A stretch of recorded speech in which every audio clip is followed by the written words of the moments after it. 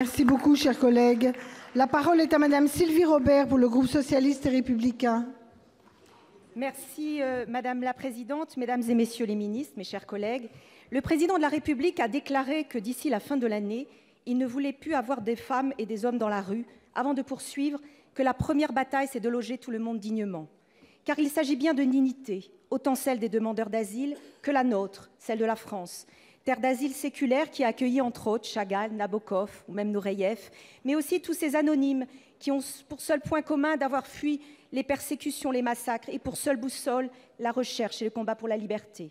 La France n'est pas le pays du renfermement, elle est aussi le pays des belles destinées. Cette dignité, c'est celle qui dérive de l'humanisme le plus élémentaire.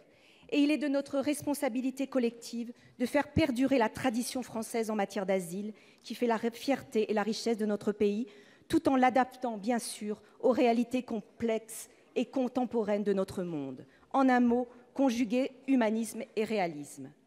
Monsieur le ministre, cet équilibre sans avoir été rompu la semaine dernière, lorsque vous avez évoqué l'épineuse question avec les associations du traitement administratif des demandeurs d'asile au sein des centres d'hébergement d'urgence. Vous le savez, vous ne pouvez remettre en question l'accueil inconditionnel dans ces centres qui résulte du Code de l'action sociale et des familles.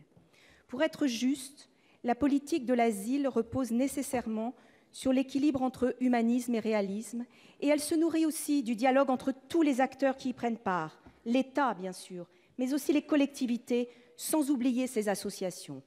Avez-vous d'ailleurs l'intention de renouer le dialogue avec elles?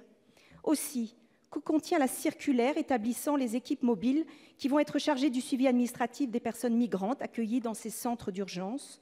Ne craignez-vous surtout pas qu'un tel dispositif aboutisse précisément à l'effet contraire de celui recherché par le Président de la République? Mais mes chers collègues, gardons à l'esprit, on le sait, qu'une politique de l'asile humaine, efficace et cohérente ne peut voir le jour sans l'action concertée et solidaire des pays membres de l'UE, sans oublier la dimension internationale. Merci, chers collègues. La réponse de Madame Nicole Belloubet, garde des Sceaux, ministre de la Justice. Madame la Présidente, Mesdames et Messieurs les sénateurs, Madame la sénatrice Sylvie Robert, comme vous l'avez souligné dans votre question, le gouvernement souhaite effectivement créer des équipes mobiles composées d'agents des préfectures et d'agents de l'Office français de l'immigration et de l'intégration qui seraient chargés d'examiner la situation administrative des personnes hébergées dans les dispositifs d'hébergement d'urgence. Il ne s'agit cependant pas d'effectuer un tri entre ces personnes parmi les migrants concernés, puisque ce projet ne remet pas en cause le principe d'inconditionnalité qui exige, je le rappelle, que toute personne sans abri, en situation de détresse de tout ordre, ait accès à tout moment à un dispositif d'hébergement d'urgence. Cependant, le fait d'être hébergé ne donne pas en lui-même un droit à rester sur le territoire. Aujourd'hui, il y a de trop nombreuses personnes qui sont dans ce cadre, dans une situation d'indétermination. Ceux qui remplissent les conditions nécessaires pour être régularisés doivent l'être, mais ceux qui sont en situation irrégulière ont de ce point de vue vocation à quitter le territoire. Dans ces centres d'hébergement, il y a de nombreuses personnes qui devraient pouvoir accéder à d'autres dispositifs. Il y a des demandeurs d'asile, vous le soulignez à juste titre, que notre tradition nous impose d'accueillir, des demandeurs d'asile qui devraient être hébergés à ce titre, notamment en CADA, ou bien des réfugiés que nous devons précisément aider à accéder au logement.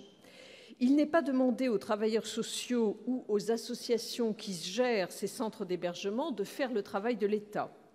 En revanche, il est difficile que les associations fassent obstacle à l'application de la loi, en l'occurrence celle du droit au séjour. Le dialogue, dans ce cadre-là, doit sans doute se poursuivre avec ces associations. Il a donc été demandé au préfet de mettre en œuvre ces orientations et évidemment de trouver l'équilibre entre humanisme et, comme vous le disiez, pragmatisme.